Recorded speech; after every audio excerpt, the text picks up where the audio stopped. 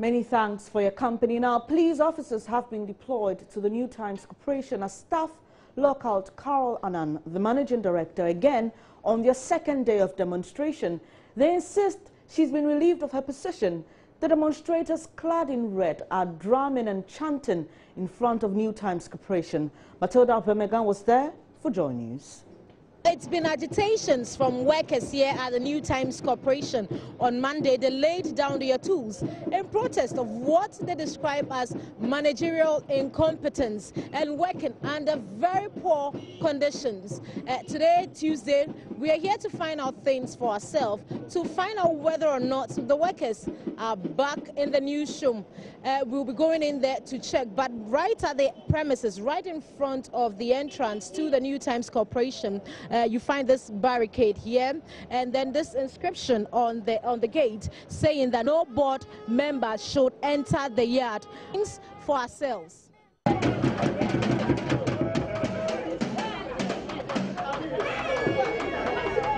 The union this morning, and workers have been told to return to their desk. Let me first find out from why did you come here this morning? We had an information this morning that the workers here are protesting, and we've decided to come down to find out exactly what is happening, and that is why you saw us here. Because I know you've told them to also return to their decks. What exactly has necessitated this? I was told they are protesting about their working conditions, and that is why they are protesting. But for now, I understand they are in touch with the ICU, and then we are waiting for the outcome of the meeting. And so for now, we'll keep our presence here for a while to make sure that they don't cause destruction to any property here.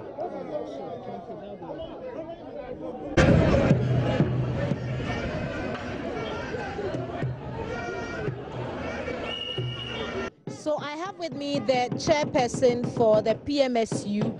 She's in the person of Diane Bosu. We understand that the MD will be at post today. Are you going to allow her in? She's now our former MD, and at the moment, we don't expect her to visit us. She can stay away for a meantime, and maybe till...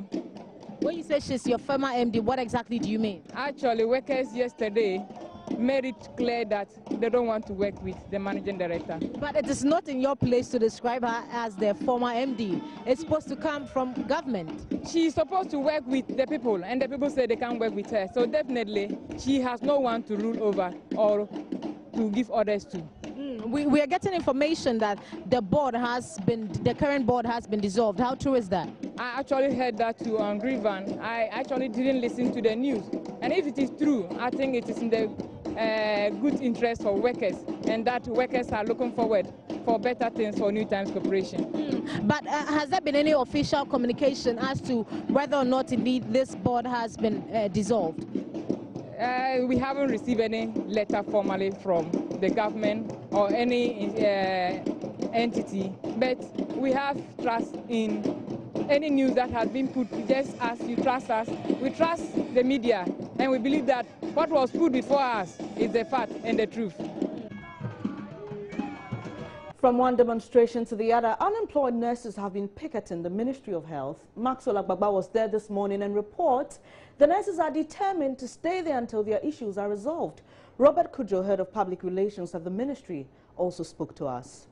So what we are saying, yesterday, Honorable Tina Mensah was here. She was telling that she had it 4 days ago, of which we think that is not true. And then the PRO is also saying that the fault is from the council. Meanwhile, the council too is saying the fault is from them. Yes, so the minister told us yesterday that we should give her 2 weeks, that is next month, hopefully next month. But want to know next month, is it first week, second week, third week, or fourth week? So if she's able to be specific in a response to you, then you comfortably go? If she tells us that 3 weeks, maybe the third week in next month, we agree. You capture it. If it is evident, either she writes it or she says it for everybody to hear, the whole public to hear that she's assuring us that the third week, clearance and posting, then we'll go home. Until she does that, what's happening this evening? My sponge is here. Me, I'm ready to sleep. We are married. From here, if nothing, we are going to the Flagstaff house. We know there are soldiers there. They will shoot us. We are ready. And you die. We are ready. I'm ready because right now, I've become a burden. You understand? Right now, I've become a burden. You see, I'm in the house. Okay. Okay. So let's speak to. I don't know. Let's. Okay. So we just had the public relations officer of the Ministry of Health, Robert Kujo, here with us. We want him to respond to some of the issues that are being raised by this nurse. The public relations officer of the Ministry of Health just arrived here. We want to find out from him what communication or what engagements they've had so far with these nurses who are picketing here. Yeah, we got here just this morning, and we met our brothers and sisters picketing. We asked their omission, and it's something that we know already. That has to do with their names that were omitted. Okay. In fact, we have two groups here. We have the registered community nurses, and then the other have professionals. The omission, they know very well, wasn't our fault. But whose it fault was an oversight from their councils, which they accepted, and we asked them to furnish us with the list of those who were omitted. And from the nurses, we have about 108, and then from the allies, we have about 140 or 140 plus. We got a letter. We've sent it to finance. We've been following up. We're waiting for the request to be granted so that we can push them to the various stations. Okay, so how soon is that going to be? Because their bone of contention is that they were not given any specific date, and that's partly contributed to them, slipping here. They're saying that if you give them an assurance, give them a specific date, they'll be ready to leave this premises. Specific date? Yes. So if somebody tells you that I'm going to pay you next week, next 2 weeks, next month, is it not specific? But they want a specific day in that particular month. They think specific day. In fact, one of them said, one of them actually told me that they are immune to all kinds of assurances now because you promise them and you don't deliver. That's fine. We promise and we don't deliver. That's what you're saying. No, do you know the number of doctors and nurses that are in Ghana? Who trains them? Who posts them? We have posted over 15,000 of these health professionals only this year. These people were included. Their names were omitted, not from our end, from their councils. From the Nurses and Midwifery Council? Exactly, and then the Allied Health Council. Okay. They know it. They went there. The names were given to them. We have submitted to finance. We're waiting for clearance. Madam Tina has been following up on daily basis, and she's very sure that next month she will get it so that our brothers and sisters will be posted. So what again? No, yeah, she was there. She said she heard of it 4 days ago. 4 days. She heard of it. 4 days. About what? About the No. What she said? No.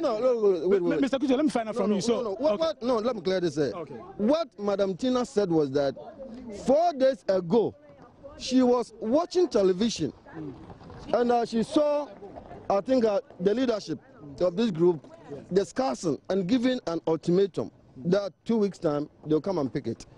And it's less than 2 weeks. That's what she was saying. It was the discussion about your coming here. Okay. That she was referring to. Okay. Mr. Kujo, that she got to know about. Mr. Kujo, let's wrap up. Let's wrap up with this conversation. Let's wrap up with this conversation. Can you give us a specific day in that particular month that you're talking about? The deputy minister has spoken. Okay. I was here with her. Fortunately, 2 of deputy information ministers were also here yesterday. Okay. We spoke with them at length. Before that meeting, we even engaged their leadership.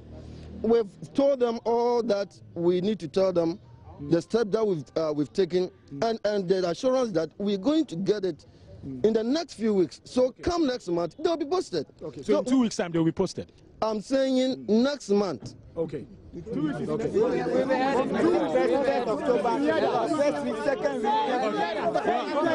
I think we'll give Mr. Robert Kujo. Hello. I think we'll give. Let me give you this scenario. Okay. You want money from somebody, and the person is saying that maybe come next month. Which week in next month? There's no way you can say, oh, next month. No. I mean, go next month when you come, and you are not giving. I think we'll give Mr. Robert Kujo the benefit of the doubt. Thank you very much, Mr. Robert Kujo, for talking to us. We're so excited. Let me say that. Okay. What is going on is quite unfortunate. Yeah. Because as a ministry, this is our mandate. Like I told you, we have been posted people from time on end. And we are to post these people. But because of the mistake from their councils, that was why they are here. Their colleagues are working. They are also going to work. Well, they are saying that the council is also saying the mistake or the anomaly is from the Ministry of Health. From the Ministry of Health? Yeah, that's what you're saying. Okay, then we'll call the council. Anyway, thanks very much for talking to us, Mr. Robert Kujo. We appreciate your time. We'll call the council director today to come and answer why they are saying it is from us. Okay, thank you. Maxwell Baba coming to us from the Ministry of Health premises. Now, the opposition National Democratic Congress, the NDC, will hold a solidarity march on Thursday, September 21, to commemorate the Founders' Day celebration of the birth of Dr. Kwame Nkrumah. We now know that it will be Kwame Nkrumah Memorial Day as per the executive instrument of the president. Now, the march, which will commence at 6 a.m., will move from Nkrumah through Kwame Nkrumah Circle to UTC and end at the community center next to Kwame Nkrumah Mausoleum. That's according to a release by the party's Deputy General Secretary Kuku Anyidoho. Maxwell Agbagba has been speaking to some students of the Ghana Institute of Journalism on what they make of matters arising from the change in the date to mark Founders' Day. Followed this argument since day one, and some of us argue our point that the day should be Founders' Day, not Founders' Day, because Nkrumah were nowhere to be found when all the issues started. The freedom fighters did all the job from field August before field August before Nkrumah later joined. So it will be unfair on their part if Nkrumah is the only person to be celebrated. What about the politicians, the chiefs, and people who gathered at South Pond that day too? Make sure the day is well, because it started way back from the bond of 1844. Our forefathers saw it prudent. That's why they signed a 1-year contract with the British, which should have expired, I think, 1944. But I don't know what happened. A whole lot of issues that delayed our process. So some of us that argued our point that the day should be changed, and kudos to the president doing that. I'll come back so we continue with that debate, because I know a lot of people have issues with that also. But I want to find out from you, Richmond. Richmond, we know what happened on September 21st. I mean, there are a lot of people who'll be able to tell you. But I still want to ask you, do you know what happened on September 21st and what happened on August 4th? Yes, what I know is I want to give a general overview, you know, about the debate whereby it should be one person or the many people. You know, even the driver who drove Dr. Kwame Nkrumah to the place to re-announce the whole thing should also be credited for. You know, one person cannot stand for independent. And this is a process that started from somewhere, but just that one was having a perception that now, and one was having that in future, you understand. So despite now or in future, automatically we had the independence. So the credit should be given to at least the many people that fought the battle, you understand. At least not only Kwame Nkrumah was having the patriotic spirit that, oh, okay, let's do it, let me fight it alone. No, there were other people who also contributed in the diabolic ways of getting our independence. So I think that we should add the S to it. And I like the idea of, you know, when we are all, since childhood, we brought up Kwame Nkrumah, but I thank God for the speaker bringing out the issue that it's not only the Kwame Nkrumah. I want us to talk about the significance, you know, of the dates. There's a saying that those who, you know, condemn, those who ignore history condemn themselves to not knowing the present. So You know what happened on September 21st? What happened on August 4th? Are you able to tell us? What I'm able to tell you is August 4th, where they announced the whole thing. I don't specifically know what happened. Yes, but Kwame Nkrumah's birthday, that is what the 21st. So you know September 21st as Kwame Nkrumah's birthday, but you're not able to really tell what happened on August 4th. It's about the UGCC. I know more about the UGCC, what went on and other things. Yes, that's what I know about that. Okay, now let me come to you also. August 4th, September 21st. What happened on August 4th? August 4th, what really happened was the UGCC gathered at Sopon and they wanted to claim independence for we Ghanaians. We were colonized by the British. So I don't really understand how the NDC came on board and declared 21st as the Founders Day. Before Nkrumah came, there were people on board. Okay. From the history books will tell you that Nkrumah's clothing allowances were catered for by the UGCC. So if you really got the independence for Ghana, you didn't start from the grassroots. Somebody started and you came and joined from US. So it will be unfair for the NDCs to come on board and say Nkrumah is the founder of. No, we cannot get any one founder. We have founders. Okay. Founders, which includes JB Danquez, those people. And now let me come back to Asha. Now, Asha, there are those who say that after the formation of the UGCC in 1947, August 4th, 1947. There are some who say that it wasn't until the arrival of Dr. Kwame Nkrumah on 10 December, that was when the UGCC really started making inroads. They say that until the arrival of Dr. Kwame Nkrumah, the UGCC was not really any serious, political party, as they say. Then I think they've been misled because the UGCC was very strong. It is quite unfortunate that Kwame himself, who recommended Nkrumah for the UGCC, is not recognized, and it's very bad. The UGCC have been very vibrant, but it's because of the role they gave to Nkrumah that led to its popularity. Let me put it that way. You think there are some people who have put out the arguments that they think that because Nkrumah was the one who pushed the motion of destiny in 1953, that's why a lot of the credit is going to Dr. Kwame Nkrumah. They also cite the 1948 route as one of the reasons. Do you subscribe to that view? No, if we are going to 1948 route, then I think we must give kudos to the chief. Is it Nimba Foboni, the Osumanche, who actually enthused the people to close down their shops and actually agitate for freedom. So you can't give that credit to Nkrumah. Some of us will take our argument from different dichotomies because you can't get. It's unfair. It's unfair. Nkrumah is not the only one who started the freedom. Is not the freedom fighter. He didn't fight for freedom alone.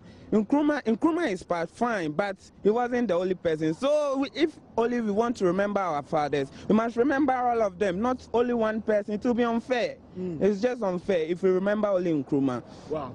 Interesting. Now, we're wrapping up in a minute, but I want to find out from you, do you think this whole debate is worth it? Debating over founders, who's a founder. We have many founders, not just one founder. I'm sure I mean, there are times that you sat in your chair and you go like, oh, okay, can we stop this? Do you think it's worth it? In life, before you know where you are going, you have to know where you are coming from. Okay. So it's very, very important for us to know where we are coming from. And if not this debate started by the speaker, that we all got the idea, even with the child, we read about Nkrumah is the founder, Nkrumah is everything, Nkrumah is everything. So this debate is very important. We have to know our history, and that makes us who we are. But we are spending much time on it. That is the most important thing. It's just something, a clarification, and that's how we move forward. We have a lot of things to do, to tackle as a government. So I think despite it's worth it, it help us know where we are coming from. We have to also focus on what is the more important thing, how the free education is going to help, how government policy on corruption and other things are also going to help. That's the most important thing. We have to spend the rest of our energy. The past is past. Let bygone be bygone. But we've learned something, let's learn something and move on. We shouldn't spend the whole year, the whole time and everything moving forward. I think a few time is okay, but we have to move forward. That is the most important thing, because we can't spend the whole day, all media, this thing for this. 10 seconds, let me have your final comment. Yeah, we can only move forward when we set the record straight. Okay. Now, imagine having to face the danger of robbery every day you have to go to work. For Robert, a mobile money operator here in Accra, armed robbery is a reality he often has to deal with. Robert has been robbed on 4 occasions since he started his business. At Walewale in the northern region this week, 1 person was killed and 2 others injured after armed robbers opened fire at a mobile money vending shop. Robert says the situation can be improved if police increase patrol.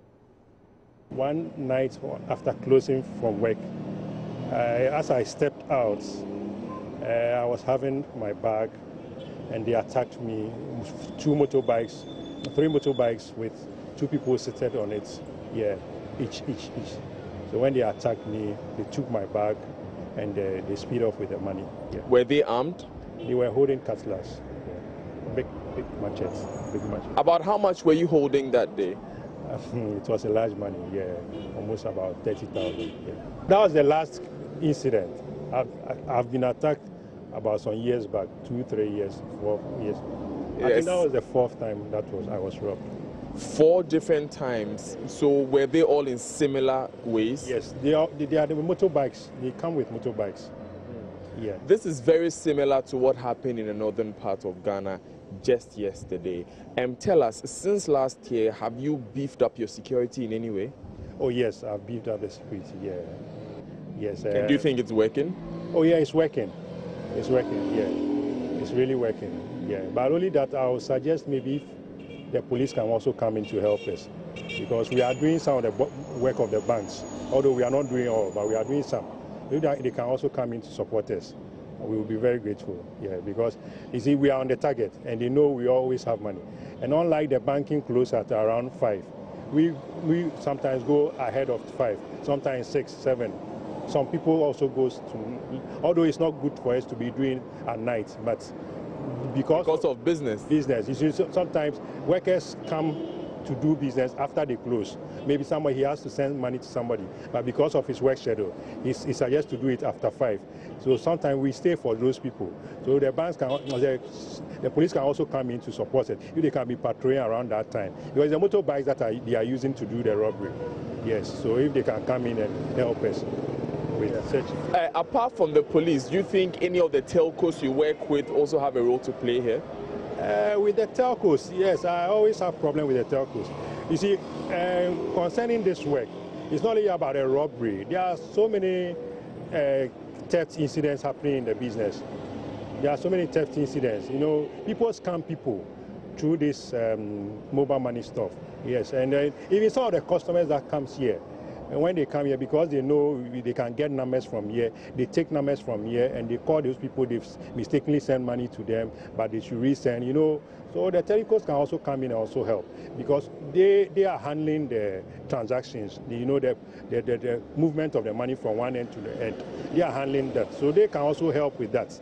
You see, so that when there's an incident like this, people are being scammed, they can track the number, get hold of, because it's on a rampage, it's going high too much. Every blessed day, they are scamming people on the platform. Yes. So the telcos can do so, yes. Senior staff of the Volta River Authority have expressed their displeasure at attempts to sell off their assets. And chairman of the association, Cephas Duse, has been addressing the press. We state unequivocally that VRA is efficient. It has a mandate to diversify its power generation portfolio and must be allowed to operate in line with the VRA Act. We, the staff groups of VRA, are therefore opposed to the government position as advertised on 23rd August 2017 edition of the Daily Graphic. VRA's thermal and non-power generation assets are not for sale. Reasons advanced by government for the sale of thermal assets. The government, through some of its functionaries, particularly Honorable Kwaku Gwatem, has so far advanced various reasons for the planned sale of the thermal assets. These include VRA is good at operating only hydro plants, and that is attested by the name Volta River Authority. And as such, the authority should focus on generating power by means of the river. VRA's mandate is to generate power from water resources, but was allowed to stray into thermal power generation. Government new policy is to separate thermal from hydro power generation. Government intends to solve the power sector challenges by allowing private sector take charge of the thermal generation subsector in the country. VRA is not efficient in managing thermal business. VRA is indebted and depends on government support. Ladies and gentlemen, we've examined the above reasons and wish to respond as follows. Number one, VRA is good at running and managing hydro plants. The Volta River Authority has successfully run, maintained, and managed the country's hydro power generation plant at Akosomo and Pong for over 50 years, as well as other forms of power generation without any major problem. There is therefore no doubt about VRA's ability to continue to run, maintain, manage both the hydro and thermal assets under its operation. VRA has no mandate to generate power from thermal resources and was allowed to stray into thermal power generation. Our response. The assertion that VRA has no mandate to generate power from thermal sources is, to say the least, beg the question. The Volta River Authority Act 1961, Act 46, as amended, the very act that sets up the VRA gives the authority the latitude to generate electrical power through hydro and other sources. The preamble to the Volta River Development Act 1961, Act 46, as amended, page 3, states, and I quote, an act to provide for the establishment of an authority charged with the duties of generating electricity by means of the water power of the Volta River and by any other means, unquote. Section 10A of the Act also states, it gives the authority the mandate to generate power by such means as the authority may think fit. So clearly, the Act gives us the mandate to generate power, not from only hydro sources. We have the mandate to generate power from thermal. We are doing renewable. We are thinking about going towards wind and other sources of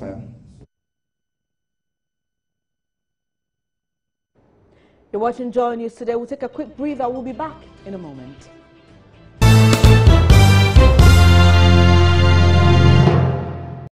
At least 17 people have been killed in clashes between nomadic herdsmen and indigents over the last 2 weeks in the Bono Ahafo region.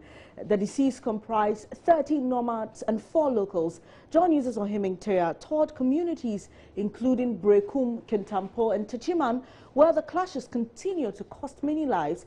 John News investigations in Brekum have revealed that some indigents are planning even more attacks on the nomadic herdsmen accused of destroying farms of the locals. Ohiming has just returned from the trip and joins me in the studio. Good to have you here in person, Ohiming. Briefly tell us, what are the statistics? Are we doing well, or we are actually not solving this persistent problem? For now, it's difficult to say how much we are doing in terms of protecting lives and property. As far as these nomadic herdsmen and farmer clashes are concerned, but as you just said, in the Bono Ahafo region, I have been actually working on this project for quite a long time. It's been almost 9 months looking at this conflict in Ashanti, Bono Ahafo and Eastern regions. And I must say, in the Bono Ahafo regions, in recent times, it has been so devastating and very, very fatal.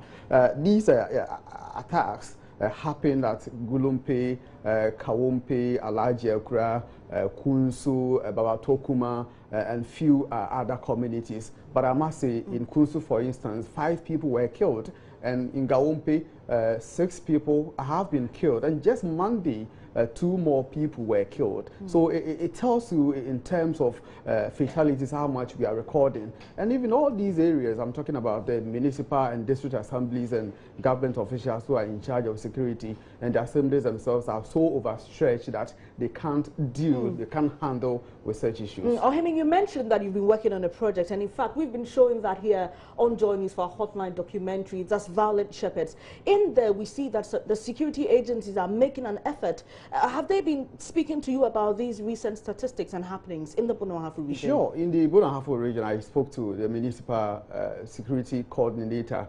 He's the chairman of MUSEC, Mr. Bafo, who is also the municipal chief executive for Kintampo municipality. And he tells me that at first they put in efforts, and the efforts were to go on a mediation tour with the people who are involved. I'm talking about the farmers and then the nomadic herdsmen. Their leadership went around negotiating with them to live in peace and harmony.